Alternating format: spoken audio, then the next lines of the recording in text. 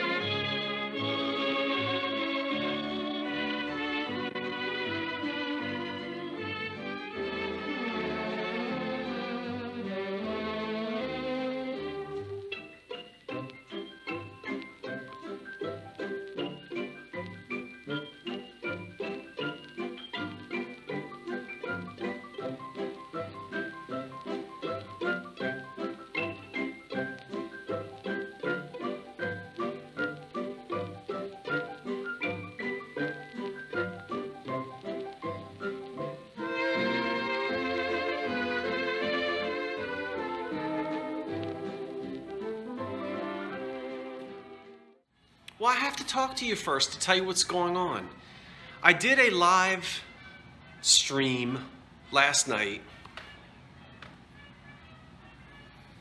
but we had a problem.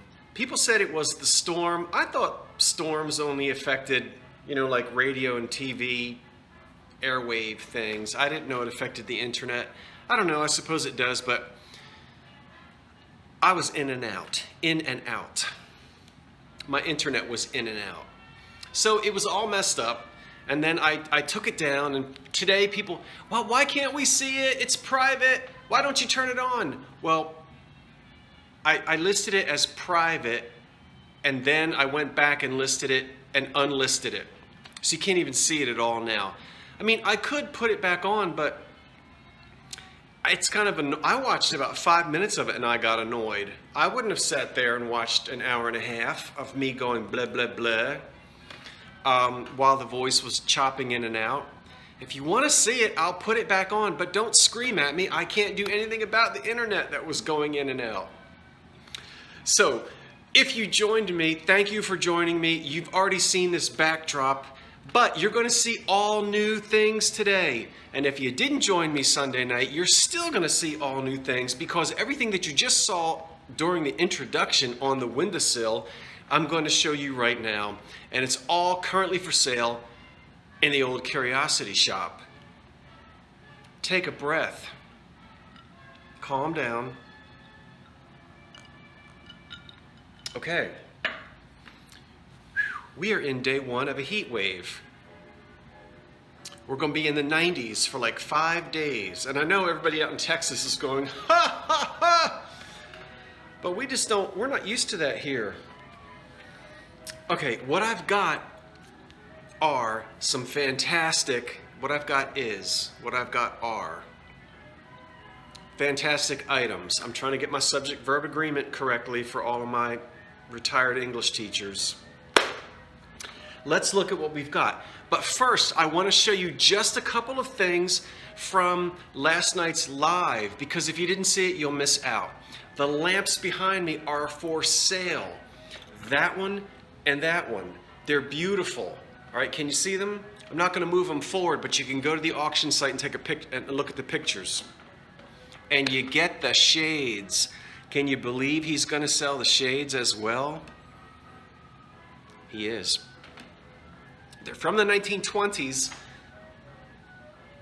and they are cast metal with a gold patina. They feature, what do they feature?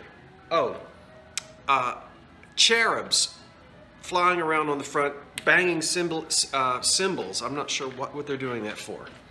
And then we've got these original, these are not reproductions. These are antique amethyst glass teardrop prisms. And there's a difference between the new ones and the old ones. Those are the old ones. And I got 4 of them on there, as you can see. And you get these wonderful silk shades as well. So before you bid, if you're going to bid, go and read the full description, because it tells you that you got to operate these with an on-off light switch. I'm not going to get into that now, but you can go and look that up. So yeah, those are great. You're going to love those. They really look fantastic, very elegant for the boudoir or the mantelpiece or whatever you want to do with them. All right, also very quickly from last night's video, and these are listed. Evil donkey salt and pepper shakers made in Japan. They are really weird. And if I was trying to reduce my salt intake, just put these out on the table, that would do it. No chips, no cracks. I'm going fast on these because I don't want people to scream at me and say, "You already showed us that." Okay. Quickly also, a pink fired on Gemco sugar bowl. Yeah, very mid-century, very 1950s, 60s. Of course, pink was even popular in the 20s and 30s, but this is definitely a later piece. So, have your sugar like they do in the diner. This is the angel. This is the October angel. Note the black cat. Do not note my fingernails. I did try to clean them, but you know I've been working on that dirty dollhouse covered in mouse poop. No, they're clean. It's just you know what I'm trying to say. So he's got his Halloween mask, his halo, and as I said last night, these are usually de-winged, de-haloed, and decapitated, and then re-glued. You get none of that here. We've got this little guy in great condition. He never lost his head, halo, or wings. We don't even have any chips on these little Capodimonte flowers. And there's the little kitty cat, made in Japan. And that's not going to be that easy to find. I apologize if you hear a barking dog. It's not mine. It's one that happens to be next door at the moment, and it is somewhat annoying. We're going to leave that right there. That's where we're going to leave it. We're going to leave it right there. Oh, and also from last night, I want to make sure you know that this is for sale as well. It's a caramel butterscotch slag glass, sort of arts and crafts mission. You know, the hexagonal shape was popular then. 1920s hanging light, perfect for a porch or a hallway. No damage on any of the glass. We have open fretwork here so the light shines down. These are metal tassels. We've got every tassel except one, a little Asian looking also, a little pagoda-ish. When you say, did I say Abe? I didn't say Abe Vigoda, I said pagoda-ish. And you're missing one right here. Yeah, get some epoxy and make one, right? You're sitting around during the heat wave, just whittle something out of a piece of wood, you'll get another. There's no electricity, there's no electric wire, there's no socket. This is for you to do with it as you please. So very easy, go and get yourself a socket and a chain. You put your socket in there. Yeah, you put a set screw or a bolt to hold it in there. You know, the lamp parts you can get at all the big box hardware stores. And you can outfit this any way that you'd like for internal or external use. It is great. And the light through this looks fantastic. I think there's a picture of it in the eBay auction where you see the light shining through this caramel slag glass. That is a really nice piece. And a lot of folks have those things and they list them at very high buy it now prices. I've got that list as an auction and I think I'm starting out at like 49 bucks. So hey, go for it. You might be able to pick it up for way less than what a lot of other folks are selling them for. Oh my goodness, iced tea with lemon is so good. Okay.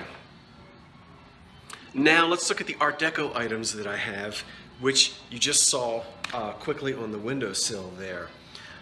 Look at this beautiful lavender colored glass, probably almost undoubtedly Czechoslovakian. Nothing on the bottom. Missing its stopper. Okay, that's sad, but improvise. We have a ubiquitous naked lady reclining here on the front. Very voluptuous naked lady. Where is she? She's right there. Oops. See her? She's right there. Okay. And then flying over top of her is a Cupid. You can barely see him. And I think he's playing a lyre. He is. He's got a, one of those, a lyre. I know it's hard to see. All right, no chips, no cracks, no stopper, but hey, make a bud vase out of it or get yourself a clear glass stopper of some sort. That's really cool. All right, Art Deco. What am I going to do? All right. Okay, you haven't seen that. I think you saw this. So just very quickly, chrome, Art Deco, Bakelite handle, cream and sugar. There's your lid. They're unmarked. They could have been made by one of 5 or 6 different American companies who were making Art Deco chrome in the 30s. Indiana Tea Room.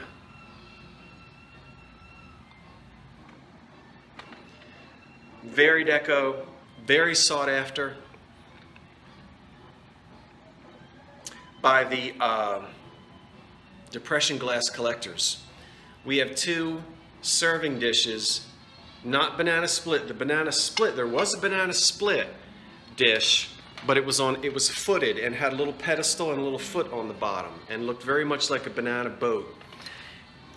Whatever you want to call it. This, celery or whatever you'd like to put in it. Go ahead and put banana splits in it. But what is fantastic about this is this glass is notorious for being chipped because of all of these edges. There are no chips on either piece of glass.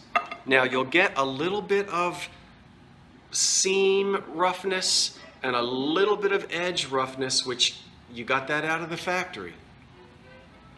This is Depression glass, called Tea Room because it was really a commercial, for commercial use, ice cream parlors, lunch counters, that kind of thing. So they do glow. There's uranium, and they're in fantastic condition. I'm selling the 2 of them together, and I'm going to be mad at myself after they're gone. I probably won't find them again. Now this poor thing, look at her. Isn't she wonderful in her little reverse painted frame?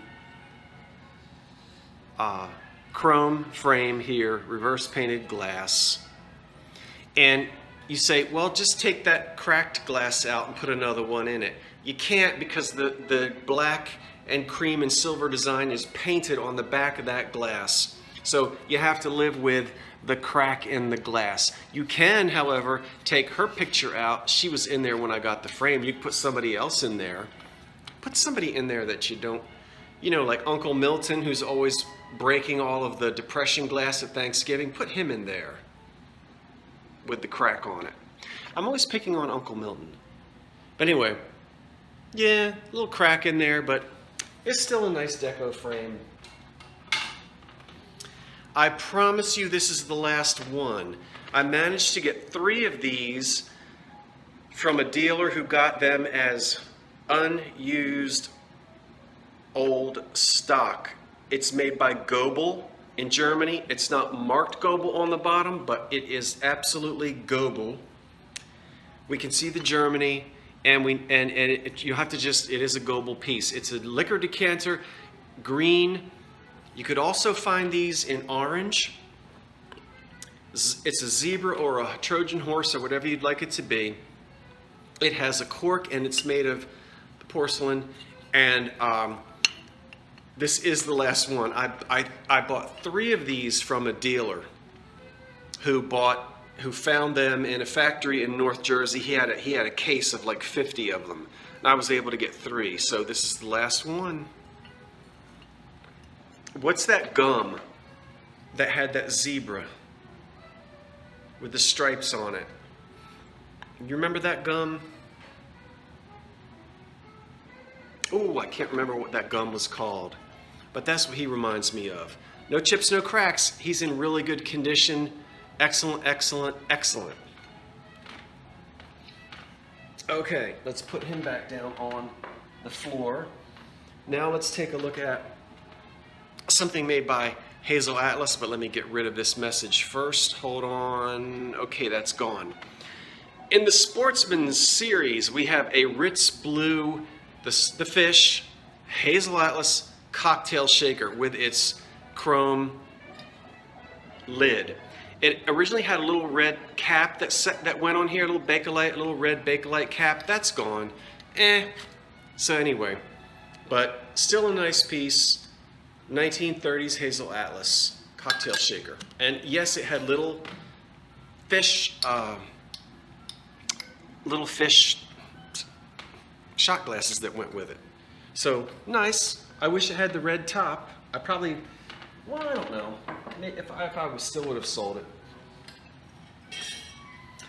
I promise you this is the last time you're gonna say, please do not show that to us again. I'm gonna show it to you one more time, and this is it. We're not gonna have a long discussion because we already had that long discussion last night. What is it? I think it would make a fantastic vase, and if I found this on its own, I would have said, beautiful Art Deco vase, not a cocktail shaker. Look at the foot on that, very unusual for a cocktail shaker. Very strange size. It's heavy, thick glass, and it's got all this platinum around it. This never had a lid. 2 reasons. Look at the way it's angled out. There's a slight angle. A lid would not fit tightly on this. Cocktail shakers did not have, as a general rule, cork lids. Also, there's platinum on the outside, the top, and the inside, and there's no wear on that platinum. If anybody can find a picture of this with a lid on it, I will run up and down the streets of Philadelphia singing whatever song you request and performing just like the chorus line at the Copacabana.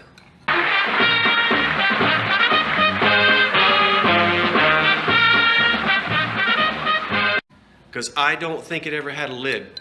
But it came with 2 tumblers. This is what's really strange. They match it completely. What was lemonade in this? Was wine in this? Was it meant to pour liquid out of? It just puzzles me.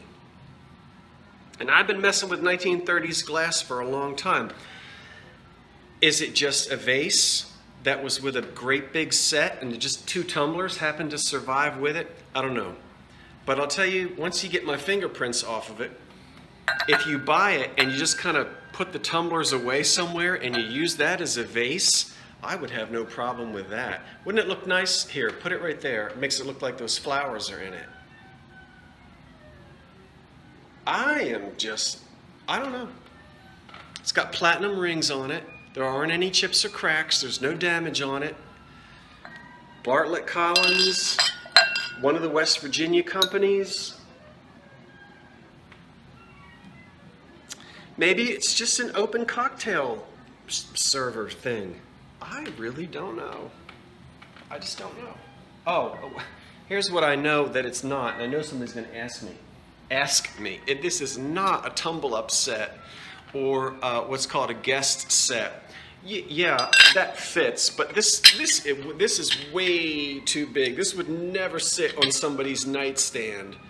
I mean, if you woke up in the middle of the night and needed to drink that much water, you need to go see a specialist. So no, this wouldn't have been a tumble-up set.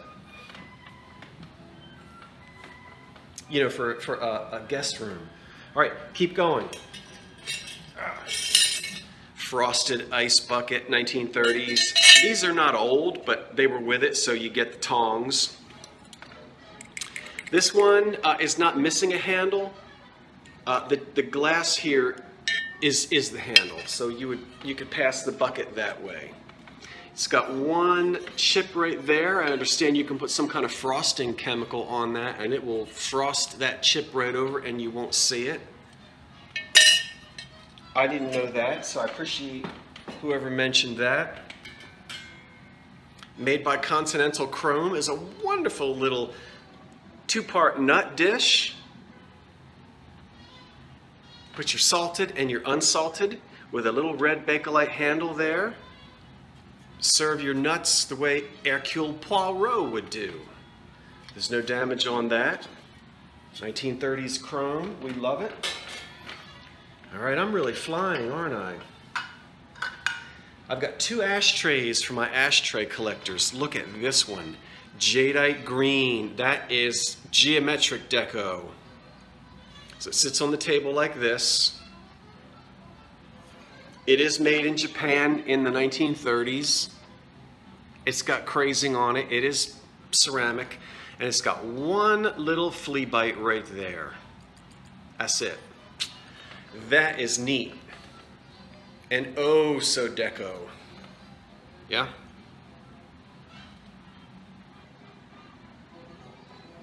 I love it. And you will too. Here's another one I think is made by Fry Glass. Yeah? And they dissolved, I think, in the early 30s, if this is Fry. It's not marked, it's an ashtray. Uranium glows. There's a spot for 4 cigarettes. Perfect for the center of the bridge table. Well, I've never played bridge. Is there room in the middle of a bridge table to put an ashtray? Then all 4 people can smoke away.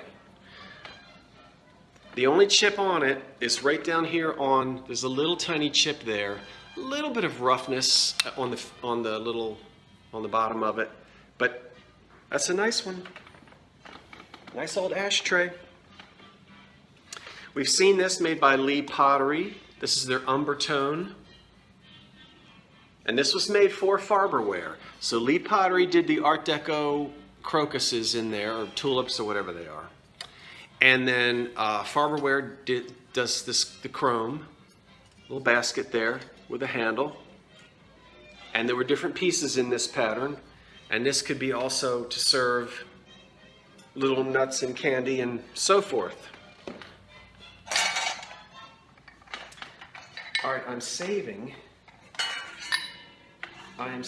Oh, wait a minute. Where did I put, oh my gosh, it's over there. That means I have to get up and go get it. Okay, everybody take a 2-minute, get up and run around the block for a minute. I've got to go get something. I should have, well, you know what? I can edit that out. Hold on, I'll be right back. Okay, I came right back. Look at this extremely Art Deco and extremely unusual table lamp. It was made in Norway, and I couldn't remember the name of the company last night when I went live, and I still can't remember the name of the company, but it's listed on the eBay auction. It starts with a P, and I just can't remember. All right, with this one, you don't get the shade, so let's get that off of there. You also don't get my antique light bulb, but you do get this wonderful lamp in black and green, and it is either a porcelain or ceramic. We have the anchor with the 2 P's, so you can look that up. But again, as I said, don't spend a whole lot of time. Go to the auction and you can read my description. That tells you who made this. It's made in the 30s. When I got it, it had no socket and no cord. The only thing it had was this decorative brass cap right here. So I got an old socket, not some brand new brassy looking thing, but a nice old fat boy is what that's called. And I put reproduction silk cloth cord on it, as I am known to do, and an old Bakelite plug. So it really looks 1930s authentic, yeah? So very abstract. It's got some little flowers painted on there. And again, as I said, made by a Norwegian company. I don't know how it got here in Philly, but I guess some Norwegian brought it over. Yeah, so that is really nice. Now, as I said, you're gonna have to get your own shade, but that's up to you. Unusual. And if you like 1930s design, European deco design, I don't think you're going to find another. You're going to have to search far and wide to find another one of these. This is a nice lamp. It looks like a candle, like an Art Deco, like an Art Deco candle. Okay, we're almost finished. I promise you that. Made by industrial designer Russell Wright. He designed about 13 or 14 items in the 1930s for the Chase company, who made most of the chrome, or made a lot of chrome. And this is one of the things that he designed. It's an ice bucket.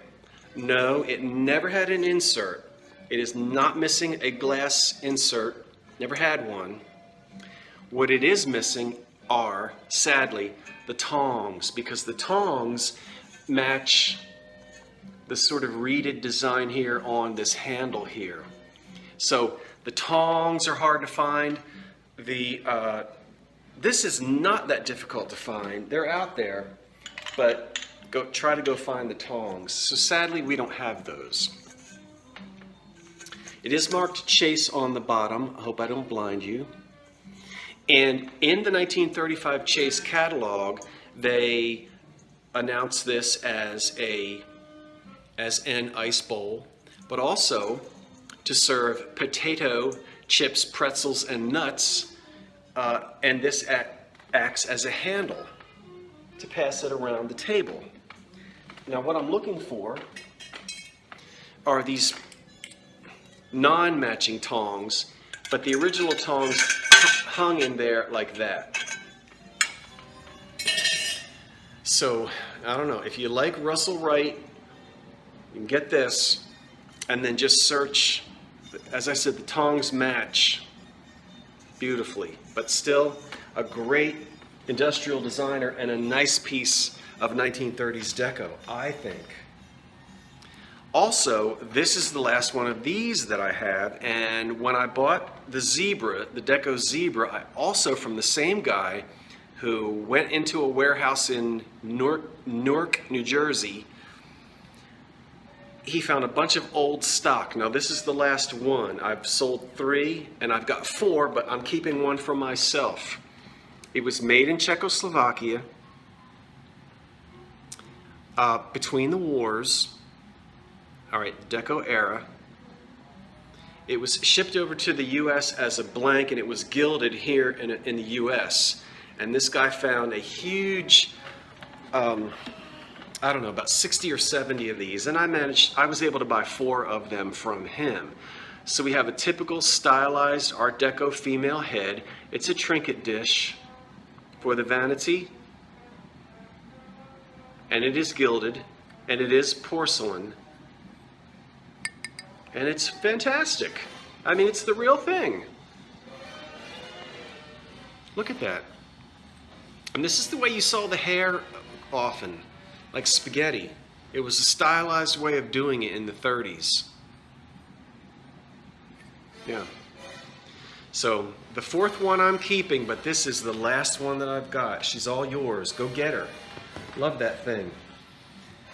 I'm saving the most fabulous thing for the very end. Okay, let's do this. A woman's compact thing with brass and red enamel, machine turned on the back. We'll press the little button. Now the sad thing is, the mirror is missing. Okay, go get yourself a piece of mirror glass and cut it and glue it in there. Originally, the mirror was glued in there and it's gone. But there's powder in here, and I don't know what you call this thing. Somebody told me once what that is. And then there's some kind of net in here. I don't know what all, I don't know. I'm not conversant with this type of thing. But here's some kind of a net. I don't know what to do with that. And then there's some powder in there.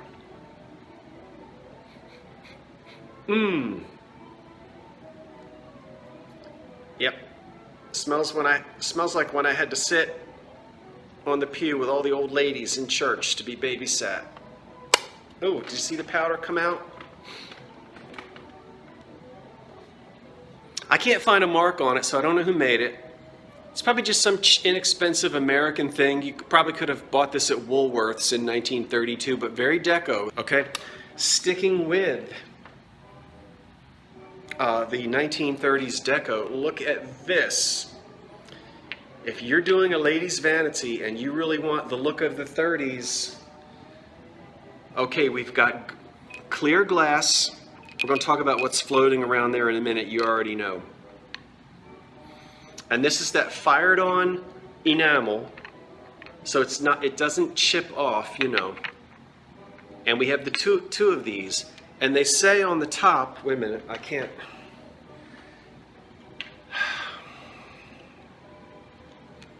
It says on the top, hold on now. It says Volupte, VOLUPTE. Volupte.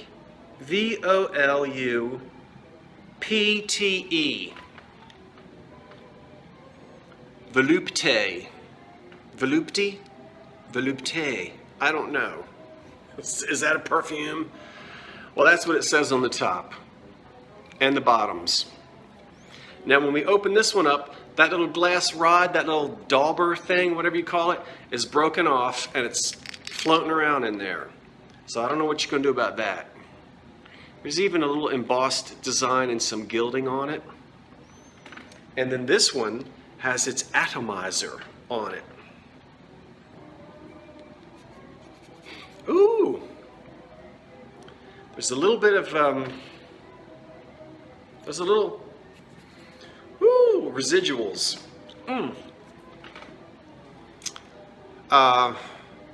The song has ended, but the melody lingers on. Anyway, I didn't put any liquid in here to see if it actually squirts, but the atomizer is still squishy. If you want to know that, it hasn't dry rotted. And there's an old sticker. I couldn't read that old paper label. It's probably, I don't know, is it Czechoslovakian? This one has its glass rod still in place. All right? So that one might actually, you might be able to douse yourself. It smells like, it smells like a mixture of catnip and Lysol. Yes, I do know what both of those smell like. And the last thing to show you, and the last wonderful piece of Art Deco to show you is this. It's hard to find. I don't know about rare, but I will say hard to find, and it is quality. And there it is. It is made by a man named Deutsch, and I cannot remember his first name. He's a German. What is his first name? Anyway, it's in the auction site. He patented, or he created, this silver overlay process in Germany. You can look him up. It's called Deutsch, not Deutsch, not the word Deutsch for German. I'll let you see it. D-E-U-S-C-H, Deutsch. So it says pure silver, and that's his last name. And so it's this little tiny, and I was looking at his work. He made little tiny gift items, tiny little trinket dishes and tiny little bud vases and just little decorative objects. So this could be a tiny, this could go on a vanity. This could be a little tiny one bud vase. This could be something to drop, you know, your wedding ring in at night. It's just a tiny little thing, but it's got stylized I don't know if those are tulips or not, but flowers on there with this pure silver overlay and this green enameled glaze. This is a high quality, wonderfully made Art Deco piece. I kind of looked around and I couldn't find any that had sold on eBay in the last 90 days. And that's the only place I looked. I don't look on First Dibs, and I mean, some of those sites, you know, if this were on First Dibs, they'd have $10,000 on it. I guess I'm not knocking First Dibs. Listen, if you can make that kind of money and people have it to spend, go for it. But I don't know. I started the auction off, I don't remember, $30 maybe, something like that. But it is a good quality piece. It's just a really nice piece of German deco. So I hope that you like it, and maybe this will find a new home. And I don't know, what would you do with it? Just use it as a little decorative piece? Yeah. Okay, that's it. That's it. That's all I'm going to show you. That is all I'm going to show you. But I am going to tell you, or thank you first of all, for watching me fiddling around with that dollhouse. I've got a lot more work to do. There will be more dollhouse restoration videos to come. I'm going to get back into the thrift shopping. It's summertime. I haven't been to too many thrift stores, but there will be more of that. And I was kind of sort of on vacation for most of last week. But I also stumbled upon some wonderful old photographs. We are going to take a history trip. Now, if you looked at my community page, you already saw these two boys playing on the beach. And I didn't tell you who they were. All right, but let's take a look again. There they are. Adorable photograph. I'll tell you this much. No, I'm not related to them, but I found out who they are. I know who their mother and father were. We're going to go and see the house they lived in 1912. And we're even going to go see if we can find their final resting place in a New Jersey cemetery. And we're also going to see pictures, wonderful photographs of their mother and father, and find out exactly where are they at the Jersey Shore.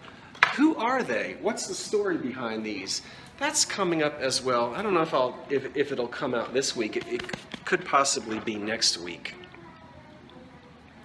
But thank you for watching and commenting and helping me out with suggestions on the dollhouse and so forth.